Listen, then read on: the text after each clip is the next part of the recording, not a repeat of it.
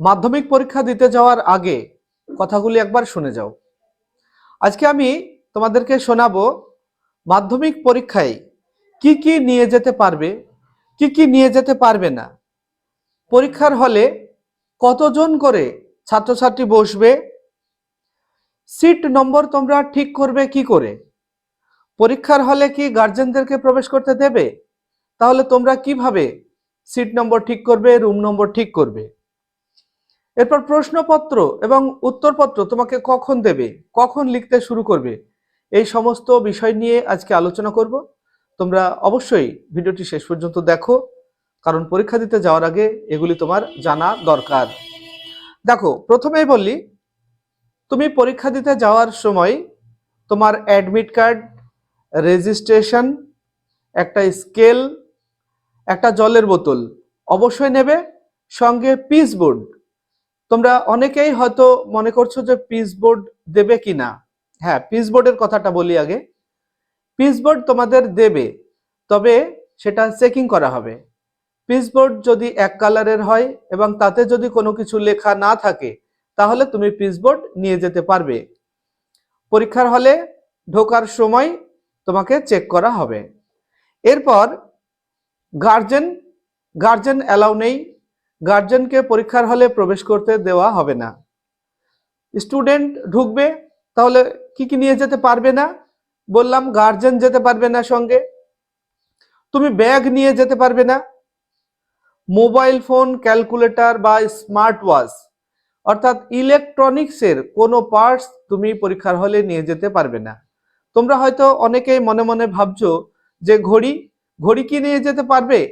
হ্যাঁ, ঘড়ি নিয়ে যেতে পারবে, তবে সেক্ষেত্রে তোমার যদি সেই আগের ঘড়ি হয় তাহলে হয়তো নিয়ে যেতে পারবে, তবে এটা বোর্ডের নির্দেশিকা অনুযায়ী ঘড়ি কিন্তু নিষিদ্ধ আছে।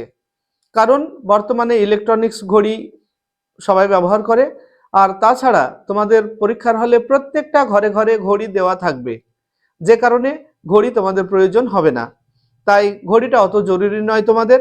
তবে ব্যাগ নিয়ে গেলেও তোমরা কোথায় রাখবে সেটা আগে ঠিক করে নেবে। সঙ্গে কেউ গেলে আগেই তাকে পরীক্ষার হলে ঢোকার আগে ব্যাগটা দিয়ে দেবে। এবারে প্রসঙ্গ হলো যে তোমরা সিট নম্বর বা রুম নম্বর এটা ঠিক করবে কিভাবে। পরীক্ষার হলে তোমরা তো কোনোদিন পরীক্ষা দাওনি আগে, বা ঘর নম্বর যেটা রুম নম্বর বা সিট নম্বর সেটা তো তুমি সিস্টেমটা জানো না।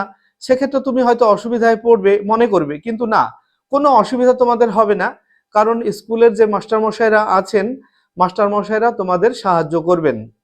তোমাদের বোর্ড দেওয়া থাকবে, সেই বোর্ডে তোমার রোল এবং নম্বর কোন রুম হবে সেটা উল্লেখ করা থাকবে। তুমি যদি বুঝতে না পারো স্যারকে বলবে, বোর্ডের কাছে স্যার থাকবেন এবং স্যার তোমাকে বুঝিয়ে দেবেন কোন রুমে যেতে হবে, এবং সেই রুমে গিয়ে তোমার রোল নম্বর অনুযায়ী তুমি বসে যাবে। কোনো সমস্যায় পড়বে না, মাস্টার মশাইরা দারুণভাবে তোমাকে সাহায্য করবেন।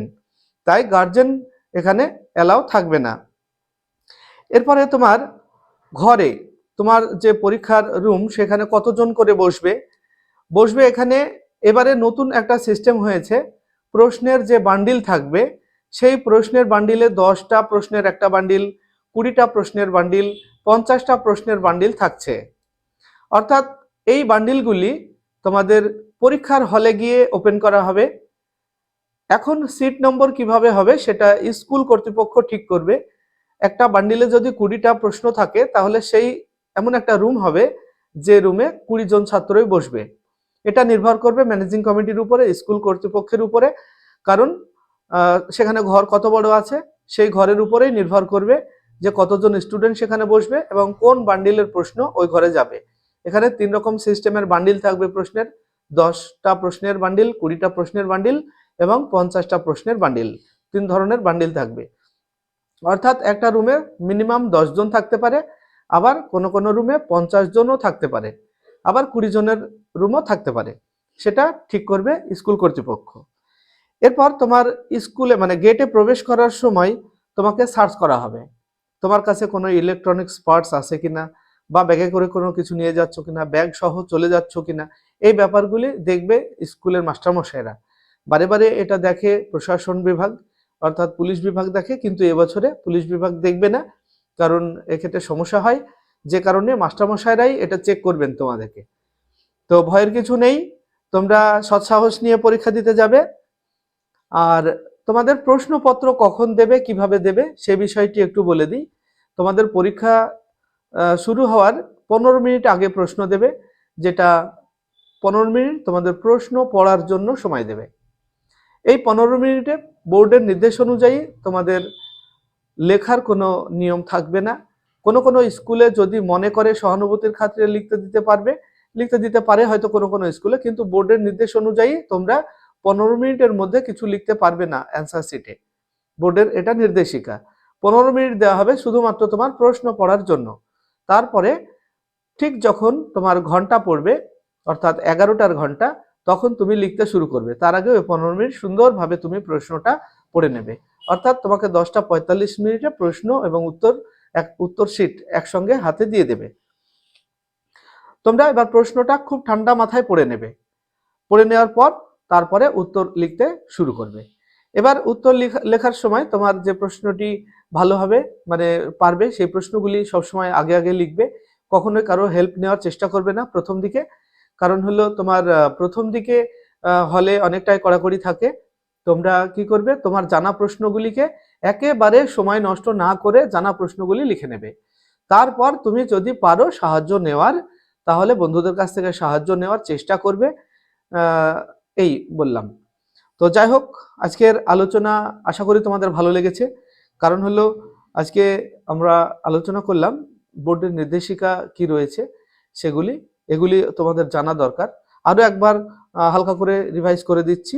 Admit card, registration card, piece board, জলের বোতল, এইগুলি কিন্তু তুমি প্রথমত ঠিক করে রাখবে, যেন পরীক্ষা দিতে যাওয়ার সময় তোমার কোনোটা এড়িয়ে না যায়। অবশ্যই এগুলি নিয়ে নেবে। এরপর তুমি স্মরণে রাখবে যে ব্যাগ নিয়ে গেলেও সেটা কোথায় রাখবে সেটা যেন তোমার আগে থেকে ঠিক থাকে।